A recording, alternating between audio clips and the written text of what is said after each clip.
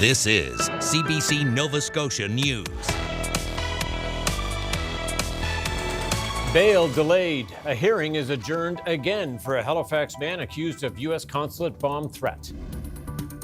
Thrift trash. Fast fashion surge forces charity stores to send excess clothing to landfills. And Rooted Runway. Halifax Fashion Week takes over the Emira Oval to showcase Indigenous designers. Unsettled conditions to round out the week with showers, thunderstorms, and heavy downpours today, but conditions do improve tonight, setting us up for a great weekend, and I'll have all the details coming up.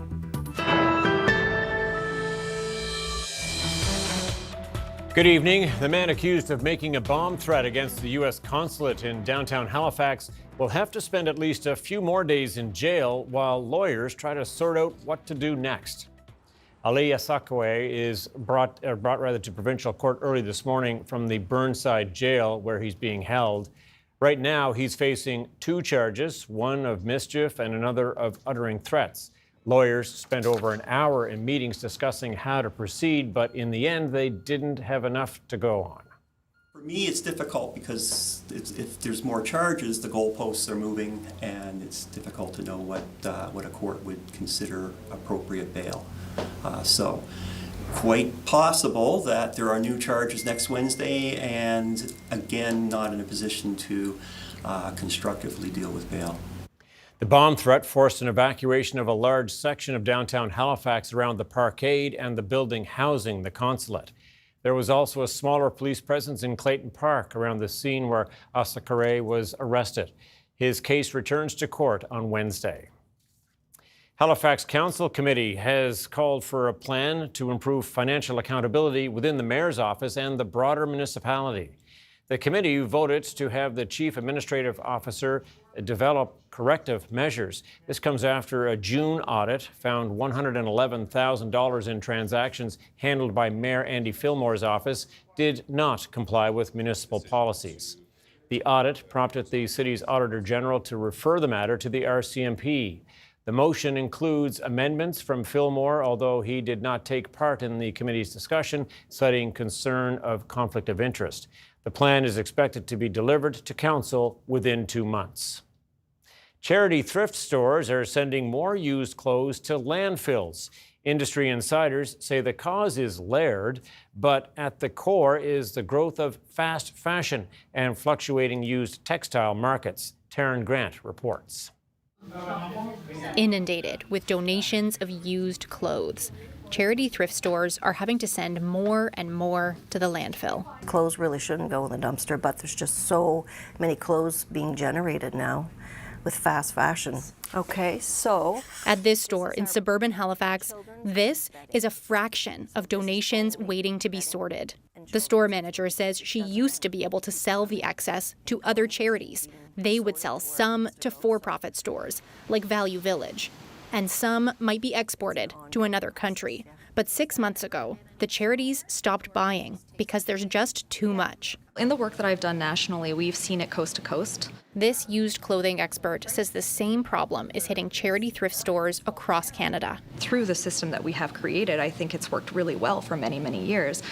The real problem is just that we need to turn off the tap, ultimately.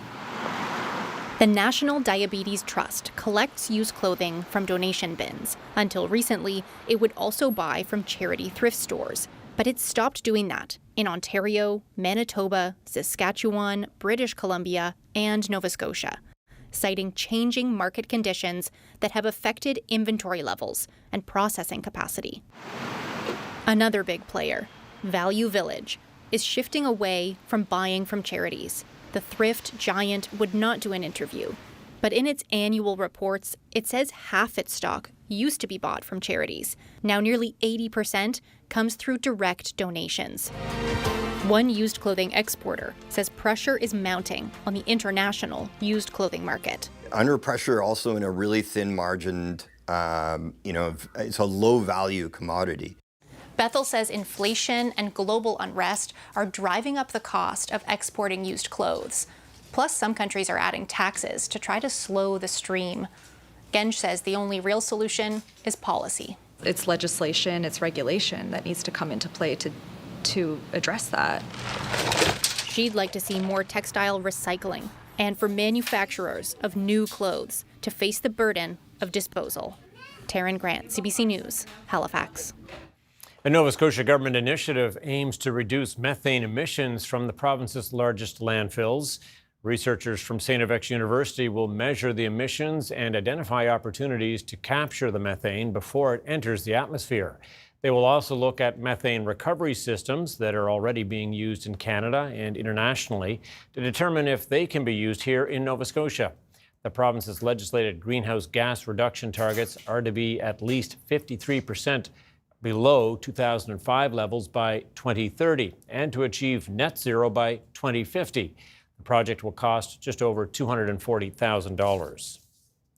People are being told not to swim at two popular and busy Halifax area beaches due to elevated bacteria levels. Nova Scotia Provincial Parks says beachgoers should avoid the water at Rainbow Haven Beach in Cow Bay and Lawrencetown Beach in East Lawrencetown. Water samples have been collected, but results won't be available until early next week. Lifeguards will be present at both beaches, recommending that people do not swim.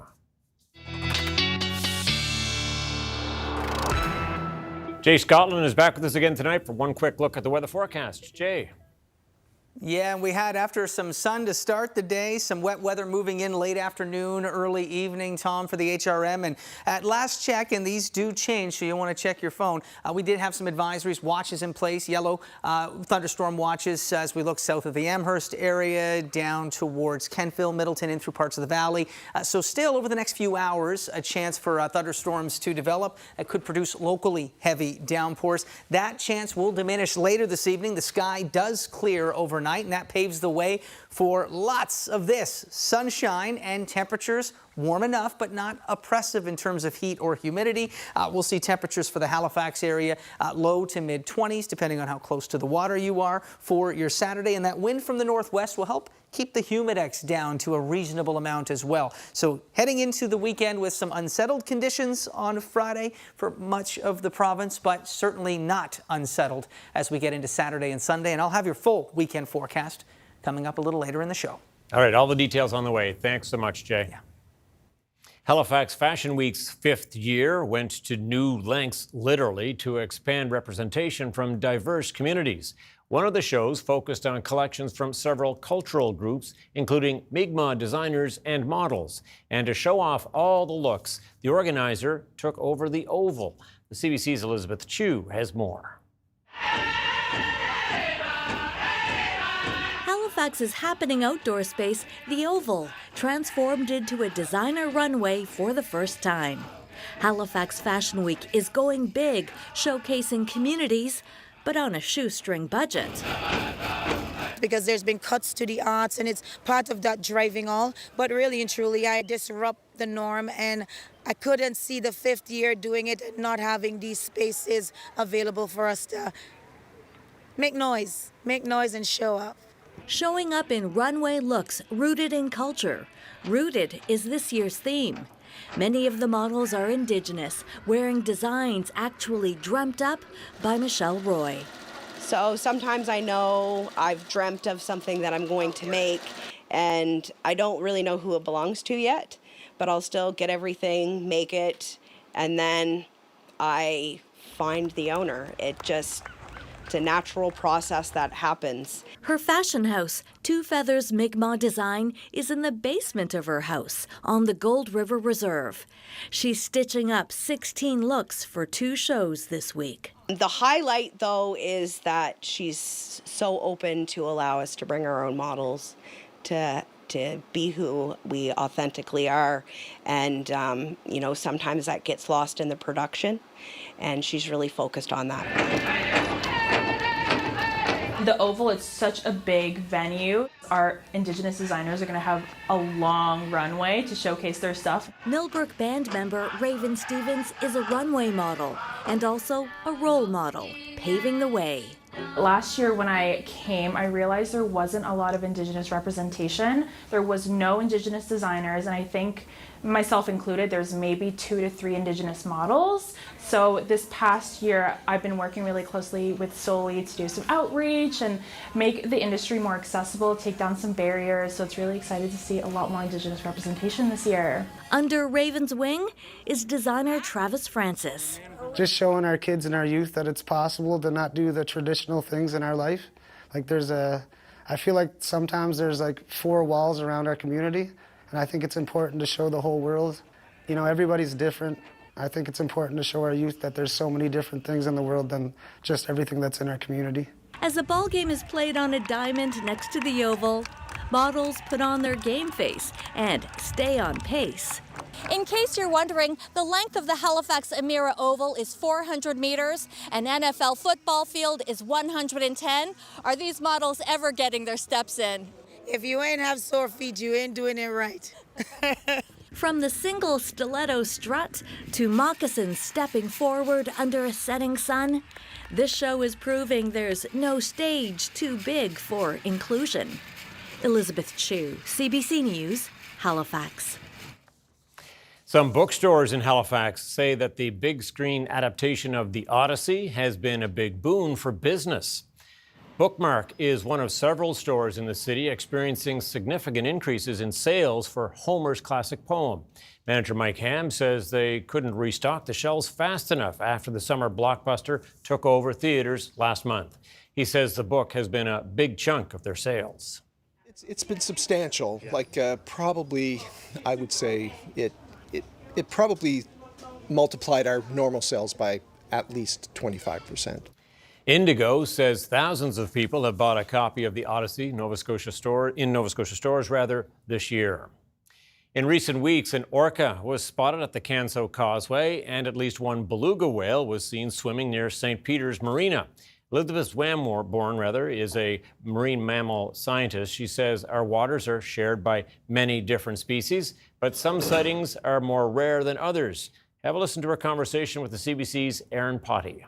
Every couple of years, we'll see a North Atlantic right whale or a beluga or a blue whale. We were lucky to see a blue whale this year, and from what we have heard from the biologists who study them, it was a new to science individual, which is really cool for a critically endangered population. Blue whales have a spot pattern that's unique to each individual, and this individual did actually have quite a significant scar behind its dorsal fin, which could have been caused by an entanglement, which is not uncommon, we know, for the whales around our coastline, unfortunately. In this case, it should be a very recognizable individual. It was already fairly large, so it wasn't just a juvenile whale. And so it gives us a little bit of hope that maybe we're underestimating the blue whale population. I mean, it's certainly not large, we would know that, but every extra individual is a great sign. So if there's a few that we don't know about there, that's a sign of hope for the blue whales. And hopefully over time, they'll be able to kind of come back from whaling. There was recently a spotting of at least one orca near the Canso Causeway and a beluga whale near the St. Peter's Marina.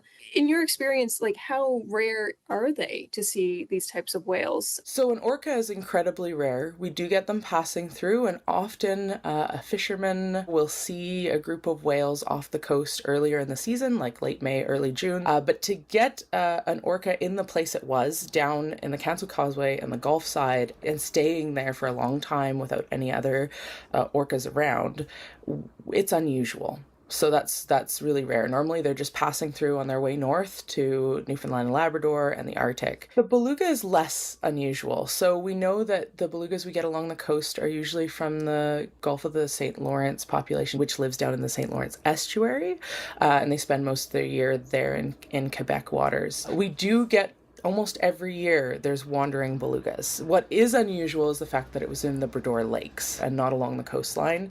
Belugas are very social, and for some reason often it's the males, and sometimes young males, go wandering, and they end up seeking sociality out in other ways, whether that be from boats or people. In many cases it doesn't end well for them. So that was why there was the concern about habituation. Belugas are a very easy species to be habituated if they're alone and along the coast.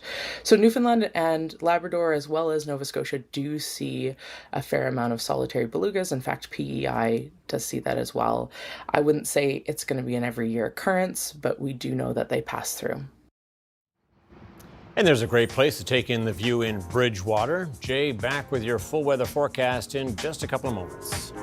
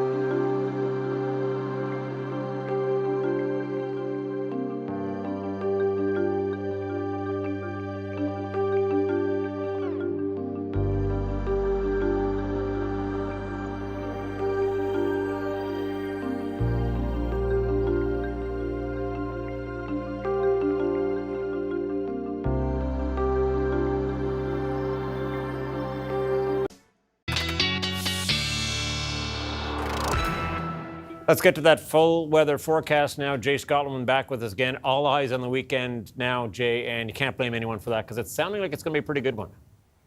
Yeah, I mean, we've earned it. Certainly, we had some heavy downpours with thunderstorms into your latter part of your Thursday. Again, for parts of the province today, that risk continues to drop off for most of mainland Nova Scotia this evening. Could see a shower, thunder shower from more northern and eastern areas, maybe past midnight before clearing. And then we get into what will be a very sunny weekend. Still warm enough to do the summery things we like to do, but maybe only add 2 or 3 degrees for a humidex. Really not oppressive. Humidex values, if you're at 25, probably still a degree or 2 below 30 at their worst. So should be pretty comfortable. Today, the temperature very misleading as we have a lot of sunshine to start the day, but then we saw into the Halifax Halifax area, those showers and thunder showers kind of building in gradually from the north. Different stories. You looked up towards Truro today, and for more northern areas, also back into the valley with those strong thunderstorms that did produce heavy downpours. But again, you can see that line moving into the Halifax area, diminishing in intensity as it does. Conditions will begin to improve gradually through the evening hours, and then later this evening and overnight, maybe a little longer for more northern and eastern areas, that sky should really start to become clear as that wet weather moves out, the low moves off to the east. So you may see some showers, maybe a rumble of thunder as we look to eastern Northumberland towards midnight, possibly for an hour or two past midnight into parts of Cape Breton, down into Port Hawkesbury, and then that sky does clear. Now, decent chance for some coastal fog to set up overnight into the early morning hours tomorrow. Otherwise, mainly sunny sky for mainland Nova Scotia, and looking to be pretty clear as well up into Cape Breton. And then we'll see uninterrupted sunshine for a good chunk of the day. This forecast model still hinting with that brisk northwest wind of a few very brief or isolated showers. I can't rule that out, but the chance is so low that you'll experience rain for your Saturday, and short-lived if you do, highly localized, that we'll see just a mainly sunny forecast. That's all you're going to see when we get to your forecast for Saturday. Now, into Sunday, we'll start out with a mix of sun and cloud. I do see some cloudy periods developing through the afternoon. It does become cloudier, so we'll say a mix of sun and cloud, but most of that sunshine the first half of the day, clouds gradually building through the second half of your Sunday, but still not a bad one for the weekend. Lots of sunshine for Saturday, still a decent amount from most areas for a good chunk of Sunday as well. As for the overnight hours tonight, we will see the shower thunderstorm risk diminishing this evening, and then that sky is clear for most of mainland Nova Scotia tonight. As we look up towards the Northumberland shore, you may see those showers persist into the late evening as we look up into New Glasgow. Certainly could see some showers, even an isolated rumble of thunder persisting towards or even shortly past midnight for more eastern areas, Port Hawkesbury, back into Sydney. But you too will be clearing past midnight and seeing that sunshine to start your day tomorrow, aside from that chance for maybe some fog patches. Coastal areas really at the highest risk of that. And then tomorrow we do see a mainly sunny sky, uninterrupted stretches of sunshine through the day. Still that isolated shower chance we're seeing in a few spots, but not high enough of a probability that that's going to make a dent in this great forecast. We'll see temperatures between 22 and 26 degrees, and at their warmest, maybe feeling around or near 30. Shouldn't be too oppressive in terms of the humidex, and that's because that wind from the northwest will be drier air, so helping to lower humidity, and that sees that cloud cover dissipating for the most part as well. So very nice conditions for your Saturday. Sunday we'll say a mix of sun and cloud, but you may see those clouds building or becoming a bit thicker in the sky as we look to the afternoon hours on Sunday, so gradually seeing the cloud cover increasing. As we look into next week, that temperature will be dropping off. The wet weather that we're looking at likely going to arrive much later in the day, though, on Monday. We'll see with that wind coming in from the north as well, the temperatures subdued a little bit, but the showers should hold off until later in the day. Good chance for some steadier periods of rain. Some forecast models are hinting at even some heavier pockets of rain with overcast conditions on Tuesday. Morning showers possible before that sky does begin to partially clear on Wednesday. We'll see a return to more seasonal daytime high temperatures, as it will be a little bit cool as we get into early next week. And then as we look towards the latter part of next week, I mean, always take the forecast that far out with a grain of salt, but a decent amount of sunshine on Thursday, and a good chunk of Friday could see some wet weather. Wet weather's not a bad thing, but a lot of rainy days on this outlook. But the good news with this outlook is that those rainy days look to hold off until once we get through the weekend. So make the most. Keep the sunscreen handy of that forecast for the weekend, particularly on Saturday with lots of sunshine, Tom. Looking forward to it. Okay, Jay, thanks so much. And we'll be back right after this.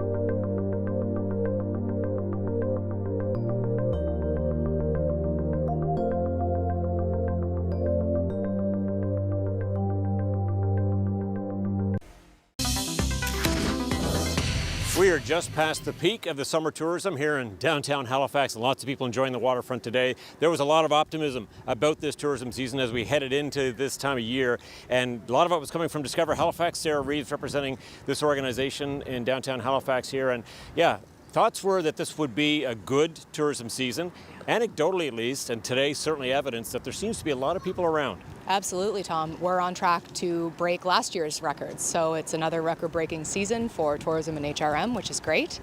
Halifax remains a top destination in Canada, so we're excited. What do you attribute it to? Because I know weather helps. Obviously, the sun is out today, which is great. But a lot of other things have been happening around the tourism sector here to try and bring more people in. What do you attribute these, anecdotally at least, the success to? Sure. HRM has always been high on a lot of Canadians' priority lists in terms of travel. And since COVID, we've really seen people exercise that option to travel, especially to stay in Canada over the last couple years. So we're seeing a lot of first-time tourists to Halifax from other parts of Canada, as well as we have 15 direct flights to Europe now. So that's also, we've heard that the planes are full going both ways. So that's also very helpful for our tourism sector. What about the American traveler? Because the dollar is still good for them coming this way for sure.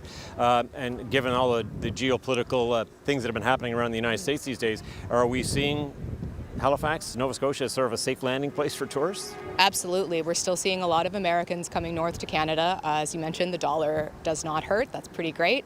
As well as, folks want to get a change of scenery and come up to Canada, and they've heard that we're still very friendly and accommodating. So we're happy to accommodate that. But boy, gas prices are high, there's no denying that. How much of an impact, looking back at previous tourism seasons, does that high gas price have on people actually planning and executing on their vacation? Sure. Well, as I mentioned, we're on track to have another record-breaking season in 2026, and we know the visitation is going to remain high for the rest of the year. Affordability remains on the minds of a lot of Canadians, but compared to a lot of urban destinations in Canada, Halifax remains very competitively priced.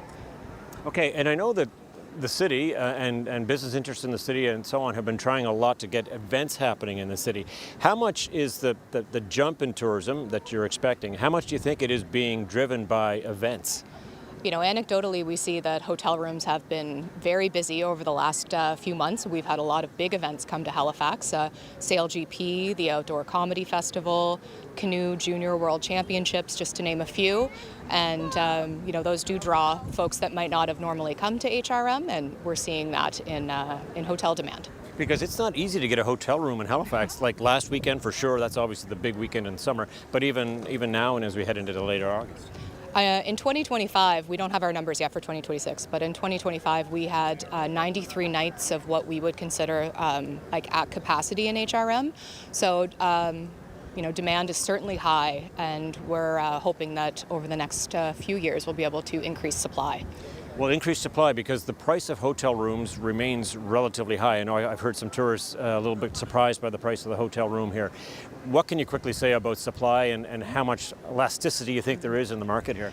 Hotel prices are one of those things that are pretty supply and demand based. But, as I mentioned earlier, Halifax remains a fairly competitively priced destination to a lot of other Canadian centers, urban centers. So we're confident that we'll still see that demand.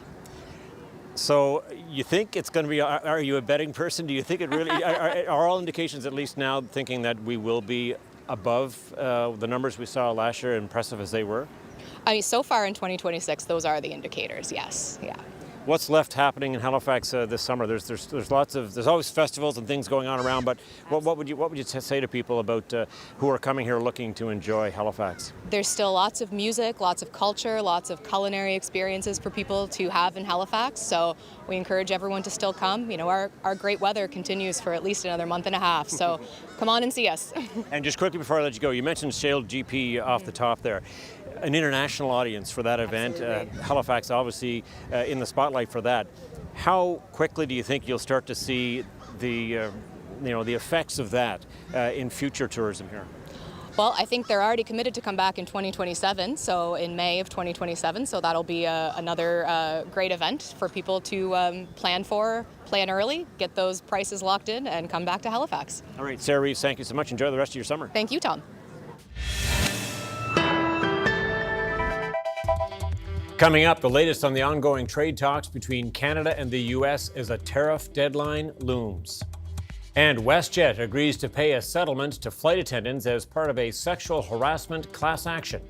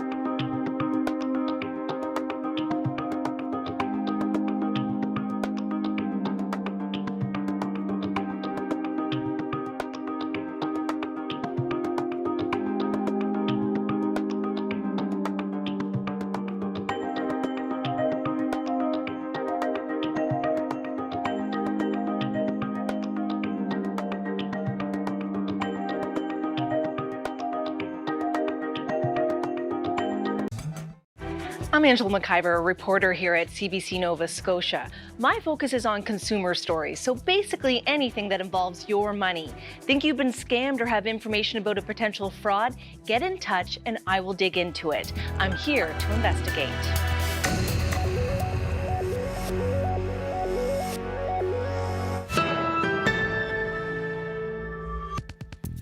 Welcome back. An update on the ongoing trade negotiations between the U.S. and Canada now. CBC News has learned that the federal government has told provinces to be ready to get American alcohol back on the shelves if a deal is struck between the two countries, and to be prepared for concessions on auto manufacturing and dairy.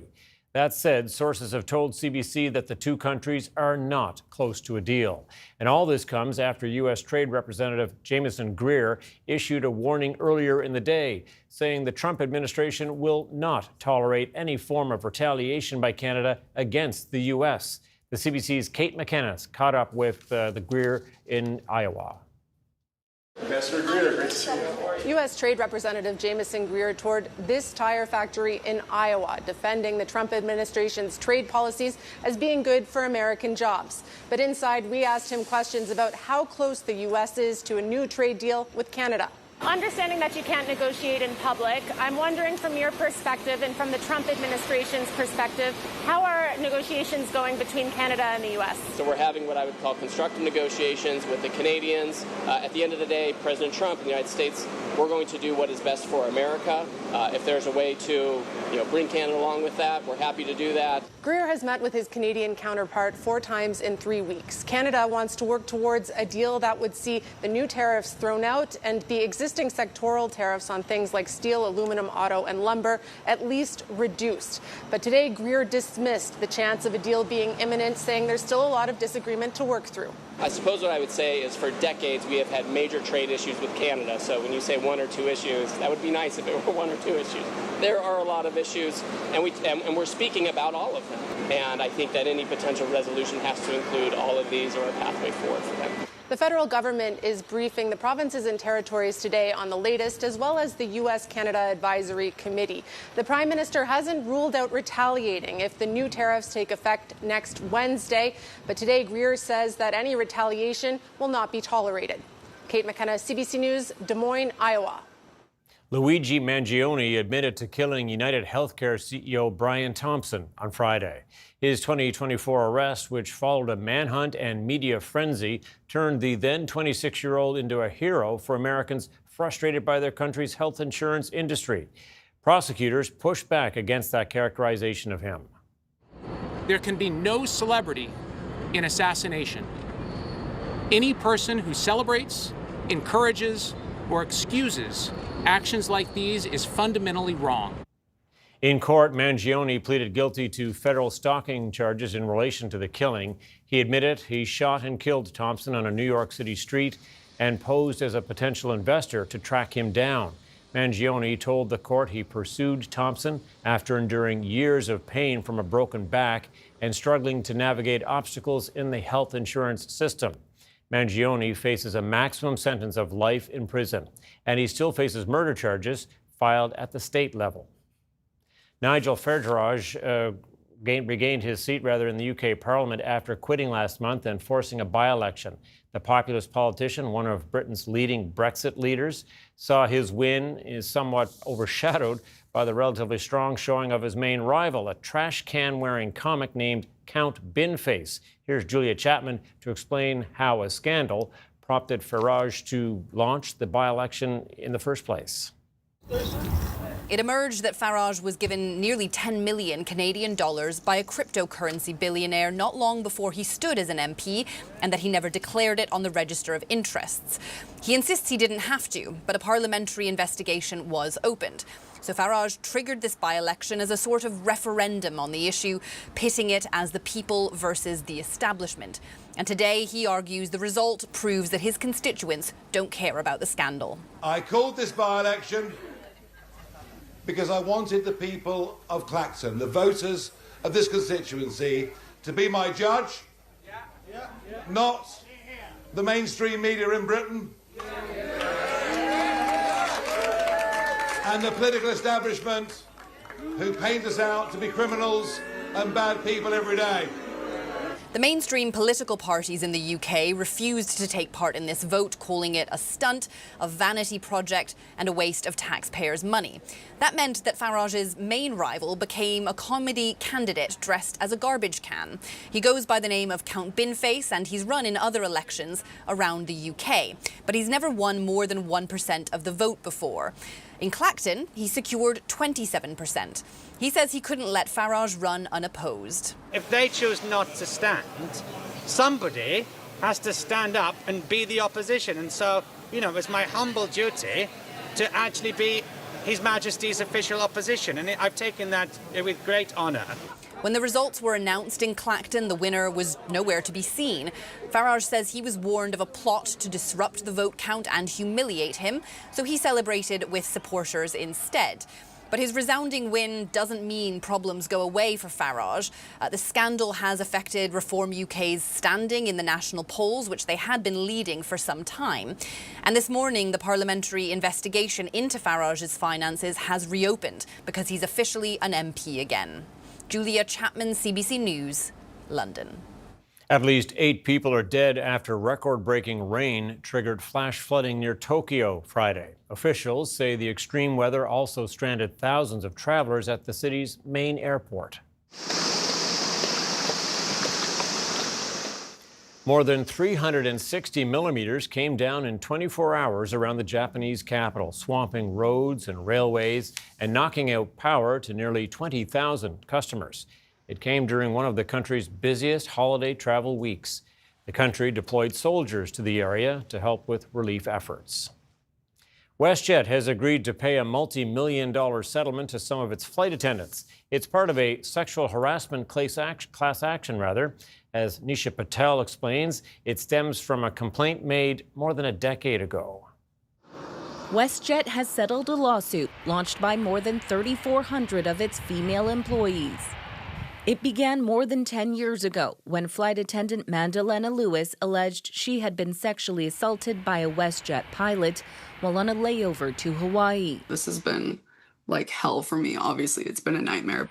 More flight attendants came forward and the case became a class action, alleging WestJet failed to maintain a safe workplace free from harassment. WestJet really made it difficult for us in this last decade. It's really a matter of fighting Goliath and getting, slivers of justice. Now, both sides say a judge has approved the settlement, which states WestJet will pay $4.5 million. Lewis and her lawyers say after legal fees and other costs, each claimant will receive an estimated $470. I'm glad this is over. I'm glad we set a legal precedent. I'm not glad with the number. I don't think it's enough. In a statement, WestJet said it is pleased to have reached a mutually agreed upon settlement and that it is committed to strengthening our operations and training. According to the settlement, the airline will hire a third party to assess the prevalence of harassment in the workplace, and WestJet does not admit to any liability or wrongdoing. There's no structural change required, right? WestJet's not required to implement any training. I think not surprising, but also disappointing. Lewis no longer works at WestJet, but she warns harassment of female flight attendants is deep-rooted across the entire industry. There's an issue of fear speaking about this openly. I took it on because I knew what a huge problem it was. I did it for myself and I did it for other flight attendants. While this case is closed, it's a fight that may not be over. Nisha Patel, CBC News, Toronto. Why is NASA using spy planes to fly over wildfires in British Columbia? It's to find out more about fire clouds, which can trigger fire tornadoes and lightning. CBC meteorologist Joanna Wagstaff explains. Check this out. This is a NASA ER-2, a repurposed Cold War spy craft, and it was just tracked flying back and forth over Western Canada for 6 hours straight. So why is a NASA spy plane flying over Canada? It's up there because of these fire clouds, a phenomenon we don't fully understand. I'll explain. Canada is dealing with explosive wildfires, like the Bald Range fire that erupted in size on August 7th. And NASA sent this high-altitude spy plane to track a terrifying weather event born out of the flames, a cloud called pyrocumulonimbus, or fire cloud. Here's how these firestorms work. When a wildfire gets big enough and hot enough in a short amount of time, it triggers giant, violent updrafts. The superheated air and moisture act like a vacuum, pulling winds and oxygen into the base of the fire, giving it the fuel it needs, while punching smoke straight up into the sky. This creates a literal thunderstorm, one that generates its own downbursts, erratic lightning strikes, and even fire tornadoes. It was officially added to the International Cloud Atlas in 2017 as cumulonimbus flammagenitus, and scientists have been trying to understand them ever since. Data from the World Climate Research Program shows that these storms act like chimneys. For a long time, scientists thought only big volcanic eruptions or nuclear blasts could force particles into the stratosphere. Now we know these intense pyrocumes can shoot plumes of black carbon and aerosols up to 16 kilometers into the lower stratosphere where they stay trapped. And climate change is making these fire cloud producing mega fires occur more often and the most often in Canada, according to the latest research. And that's exactly why NASA is flying a spy plane directly over the smoke at 60,000 feet. It's a modified Lockheed U-2, nicknamed the Dragon Lady, an aircraft used by the U.S. military back in the pre-satellite era for exactly this purpose, studying the ground from incredibly high. The ER-2 sits safely in the stratosphere, looking straight down into the core of the storm. It's measuring the exact height, temperature, and thickness of the plume in real time. The goal is to figure out exactly how these firestorms develop so we can forecast them, because understanding this fire monster is the first step to surviving it. Johanna Wagstaff, CBC News, Vancouver. The Anthony Bourdain biopic Tony is opening in some Canadian theaters Friday ahead of its nationwide release next week. The film, written and directed by Canadian filmmaker Matt Johnson, highlights the celebrity chef and the TV host's younger years during a pivotal summer that shaped his future career. The CBC's Sarah Levitt has more. The story is based on Bourdain's teenage, young adult years, a summer spent in Provincetown. He was in school to become a writer. He always wanted to become a writer, and he took on a summer job in a kitchen. And of course, we know the rest is history. Matt Johnson taking this on and saying that he learned a lot about the chef that Anthony Bourdain would become. He was a drug-addicted line cook for much of his young adult life, and then all of a sudden becomes the most famous globetrotting food writer who's really ever lived. And I think there's deep wisdom in that, is that you can fail and fail and fail and fail and fail, and then all of a sudden become yourself. The movie itself getting rave reviews. Not everybody completely on board with it, though. And that includes the co-owner of the celebrated restaurant here in Montreal called Joe Beef. Fred Morin was good friends with Anthony Bourdain. They shot, I believe it was 3 episodes in different series. Now, Morin says he keeps things close to his chest when it comes to talking about Bourdain because theirs was a private relationship. I don't need a documentary because he said it all.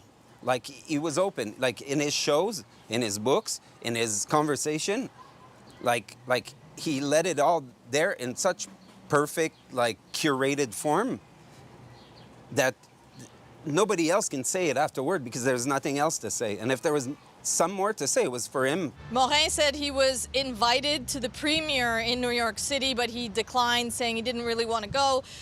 Invited again to the one here in Montreal, not so interested. But he does say he will likely watch it in the coming months at home with a friend to see how Bourdain is portrayed in this movie. Sarah Levitt, CBC News, Montreal. Canadian swimmer Summer McIntosh won her first ever gold medal at the Pan-Pacific Swimming Competition last night. Best 400 IM swimmer in the history of women's swimming is about to come through with a gold medal performance. And the battle for silver is behind her, but it's McIntosh, 4:28.01 championship record. The 19-year-old shattered the previous record in the women's 400-meter individual medley in the process. McIntosh finished in just over 4 minutes and 28 seconds. That's nearly 4 seconds faster than the previous record. Stock markets in Toronto and New York closed in the red on Friday after another economic report signaled the U.S. economy might be slowing. Here's a look at the numbers now as we head to break.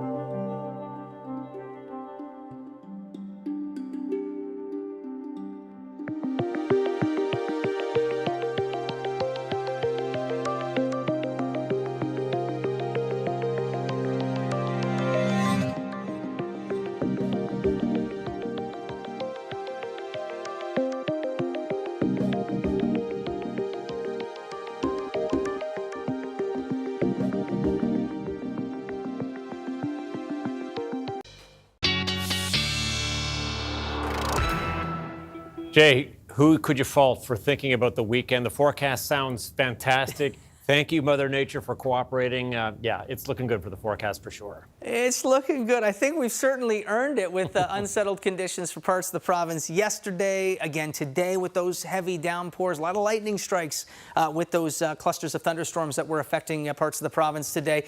That chance still with us for the next few hours is diminishing, though, through the evening hours. I'll keep that chance of maybe a sprinkle that could come with a rumble as well late this evening, possibly past midnight for eastern Northumberland.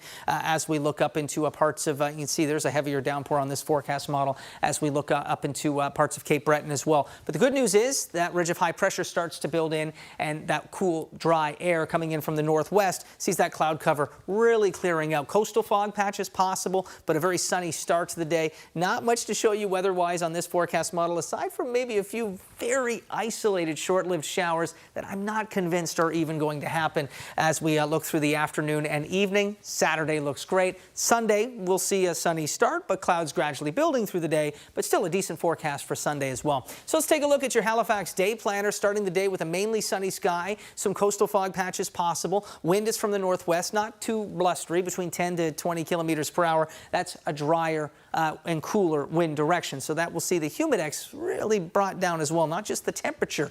It will be warm enough to enjoy the summery things, but not feeling all that much warmer with the humidex. That northwest wind pretty consistent into the afternoon. Temperatures already into the low to approaching the mid-20s by the noon hour, and then we'll see those temperatures likely topping out between 23 and 25 across the Halifax area, depending on how close to the water you are. And that's a pretty good bellwether for the rest of the province. Temperatures low to mid-20s, maybe feeling 2 to 4 degrees warmer with the humidex. Very nice conditions for Saturday, looking pretty decent for Sunday too, Tom. Hey, Jay, put your feet up this weekend. Sounds like it's going to be a good one. Thanks so much. Thanks.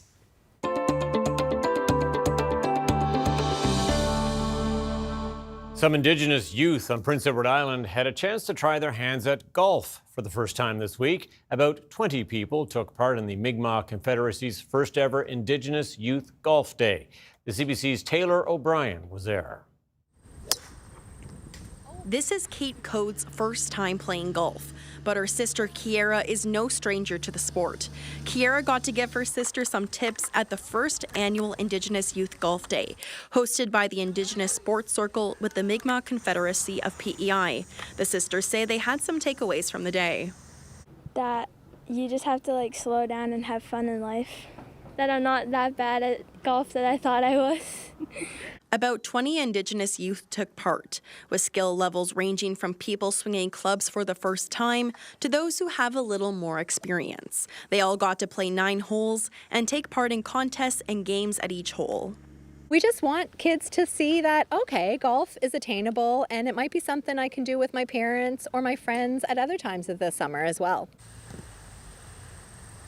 Michael Brown says he loves to play golf with his buddies. He didn't play with anyone he knew during Indigenous Youth Golf Day, but says it was fun to meet new people.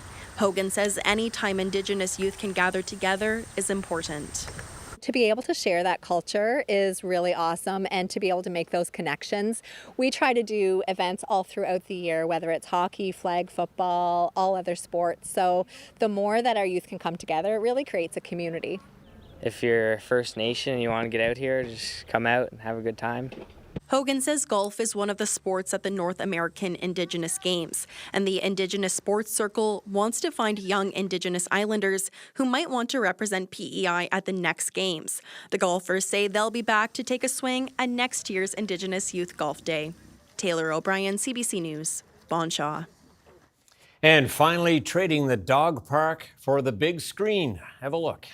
I mean, I love Air Bud. I grew up watching the movies. I have most of them on VHS, and I'm just excited for the new one.